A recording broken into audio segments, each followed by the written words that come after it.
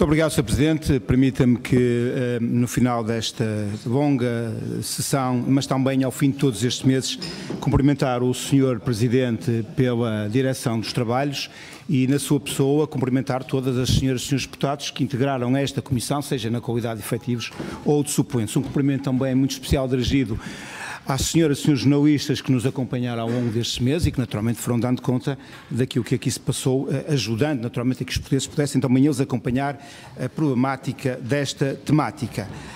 Um cumprimento final e um agradecimento aos serviços pela atenção e pela disponibilidade sempre manifestada também ao longo destes meses. Declaração de voto em nome do Grupo Parlamentar do Partido Social Democrata.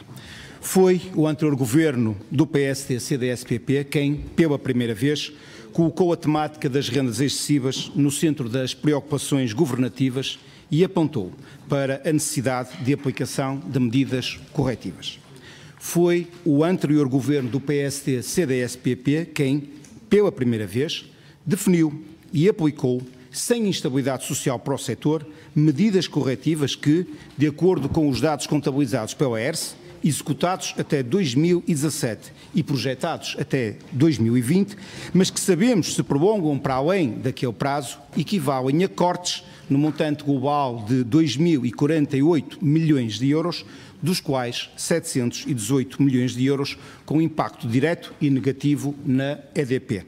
Foi o Grupo Parlamentar do Partido Social Democrata quem, no decurso dos trabalhos desta Comissão Parlamentar de Inquérito, apurou que, em 2007, durante a governação do engenheiro José Sócrates, foi assinado um novo contrato de concessão da RNT à REN, a título gracioso, ou seja, sem qualquer contrapartida económica para o Estado, uma vantagem económica que, ao contrário de todas as outras rendas, custos, sobrecustos, benefícios e privilégios identificados, nunca havia sido referenciado em qualquer estudo de reguladores, especialistas ou consultores da área. A resposta à pergunta sobre a existência de rendas excessivas é, pois, mais do que evidente. O Grupo Parlamentar do PSD veio para esta Comissão Parlamentar de Inquérito motivado apenas pela descoberta da verdade material, pelo apuramento das responsabilidades políticas, sem conclusões no bolso e sem preconceitos ideológicos. O relatório final aprovado, refira-se apenas com os votos da maioria parlamentar de esquerda, é uma tentativa de reescrever a história, orientada sobretudo pelo habitual desígnio político do Bloco de Esquerda contra as empresas e contra as energias renováveis. Na verdade, o relatório final não reflete a realidade vivida por todos quantos participaram e colaboraram com esta Comissão Parlamentar de Inquérito. Não reflete os factos que nela foram inequivocamente apurados, seja por via dos depoimentos prestados em mais de 200 horas de inquirição, seja pelos mais de 13.000 documentos reunidos. Tudo serviu o propósito de reescrever a história. Muitos juízes assentam mais em depoimentos meramente opinativos do que em factos sobejamente documentados e, portanto, facilmente verificáveis. Muitos juízes decorrem de interpretações claramente abusivas de normativos legais. É manifesta a seletividade intencional de parte de conteúdos dos pareceres da ERSE e da Autoridade da Concorrência, omitindo-se, quando não interessa a narrativa dominante, a circunstância de não se terem materializado no tempo os riscos nos mesmos antecipados. Muitos factos, dados como assentes, não são mais do que opiniões estritamente pessoais ou partidárias, que, ademais, não foram sujeitas ao normal escrutínio do contraditório. Muitos depoimentos são destacados e outros são de todos descartados e desconsiderados. Na verdade, o relatório final faz tábua rasa do amplo contraditório produzido nas audições e apresenta conclusões e, concomitantemente, recomendações apoiadas nas convicções apenas e tão só do deputado relator, que se recusa a vergar à realidade dos factos. Ao longo de todos os trabalhos da Comissão Parlamentar de Inquérito, o Grupo Parlamentar do PSD teve sempre a preocupação de tratar dos assuntos com a maior profundidade e tecnicidades possíveis que os temas exigiam, tudo com o intuito de apurar a verdade dos factos e não com a ligeireza de quem apenas pretendia um soundbite para vincular nos meios de comunicação social. Numa comissão de natureza essencialmente técnica e que se reporta a factos passados e verificáveis, não se justifica nem se aceita uma visão sectária como aquela que acabou espelhada no relatório final. Exige rigor, factualidade e veracidade.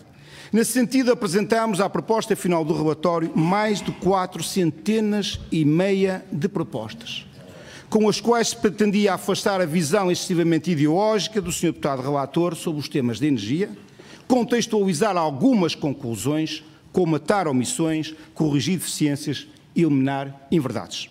Nenhuma mereceu a concordância de PS, Bloco de Esquerda e PCP. Todas foram votadas desfavoravelmente. Agora se percebe a razão pela qual aqueles partidos impuseram que a votação se fizesse por blocos e não proposta a proposta.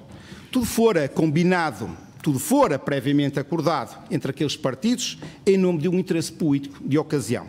Votar proposta a proposta tornaria mais claro aos olhos portugueses a contradição, a incoerência ou a falta de sustentabilidade de muitos dos considerandos conclusões e recomendações. Votar proposta a proposta evidenciaria que muitas eram de mera referência a diplomas legislativos. Nada passou. O recurso ao rolo compressor sobre as propostas do grupo parlamentar do PSD tinha sido previamente acordado por aquelas três forças partidárias. Um rolo de compressor que só falhou quando o PS, após rejeitar as propostas de alteração do PSD, decidiu passar a perna aos seus parceiros e deixar cair todo o capítulo 2º, branqueando assim a história.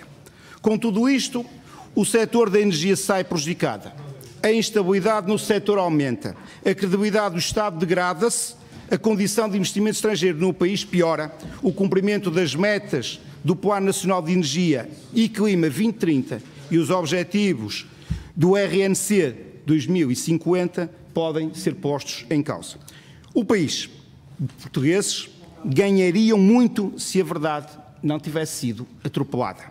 Se os juízes assentassem em factos documentados, se não decorressem de interpretações abusivas de normativos legais, se não se operasse uma seletividade dos pareceres dos reguladores, se os depoimentos dos especialistas não fossem obliterados, se o contraditório fosse respeitado, se o rigor fosse observado, se imperasse o apuramento da verdade dos factos, o relatório final que os portugueses conheceriam teriam os seguintes capítulos, conclusões e recomendações. Sr. Presidente, seguem 232 páginas relativamente a esta matéria e que fazem parte integrante da declaração de voto e que queremos que faça constar da respectiva ata e do respectivo relatório como documento anexo. Muito obrigado.